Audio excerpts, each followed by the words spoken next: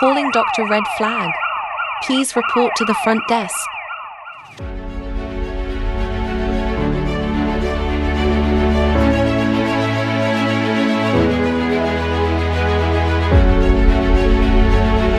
The doctor is ready to see you now.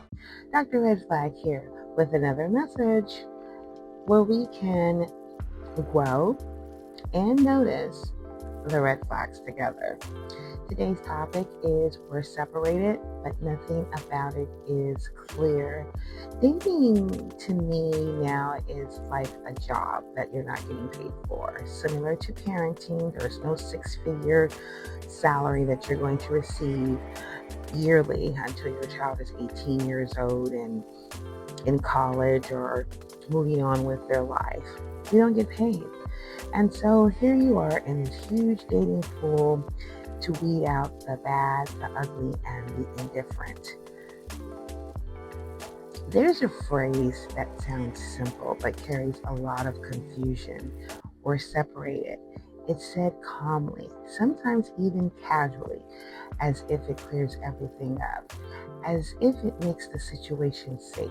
But just because something is said doesn't make it real, because separated can mean many things. It can mean paperwork is started.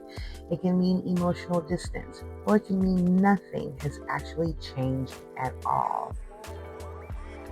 That's a deep line. Nothing has changed at all. And that's where people get pulled in.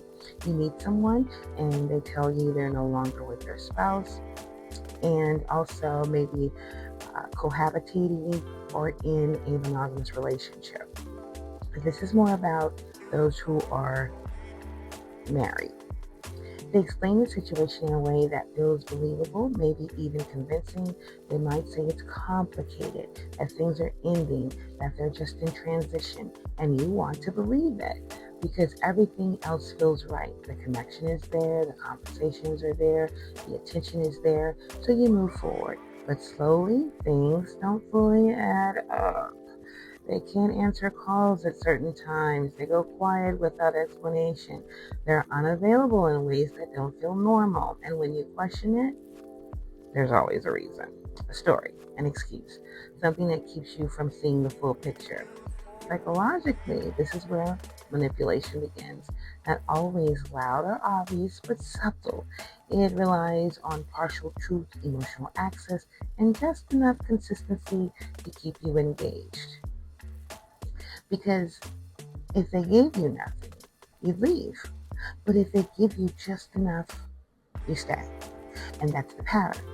A person who is still emotionally or physically involved in a marriage, especially one that hasn't been fully ended, is not in a position to offer clarity, consistency, or stability.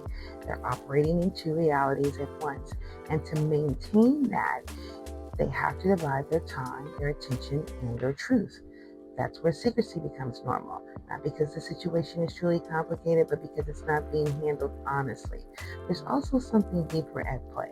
A person who brings someone else in their life while still connected to a spouse or a monogamous partnership is often operating from a place of self-interest. Not necessarily because they don't feel anything, but because their needs are taking priority over integrity. They want connection without accountability, attention without commitment, access without full honesty, and that creates chaos, not just externally but internally for the person on the other side, because you start trying to make sense of something that doesn't have clear structure. You begin to question yourself, you adjust your expectations, you accept things you normally wouldn't, because you've been given a version of the situation that feels just real enough to hold on to. But confusion is not a foundation, and inconsistency is not timing, it's information. For both women and men, this dynamic creates emotional imbalance. One person is trying to build something that feels real for them. The other is maintaining something that isn't fully available. And those two positions, they just don't align. Because someone who is truly ready for a relationship doesn't need to explain why they can't show up. They just show up. No hidden times, no restricted communication, no fragmented availability. Clarity doesn't come with conditions. So when you find yourself in a situation where things feel partial, hidden, or controlled, pay attention, because sometimes we're separated isn't a transition, it's a setup. And not every person who says they're leaving something has actually let it go. Signing off, Dr. Red Flag. Don't forget the message. Pay attention to the red flags. Calling Dr. Red Flag. Your assistance is needed.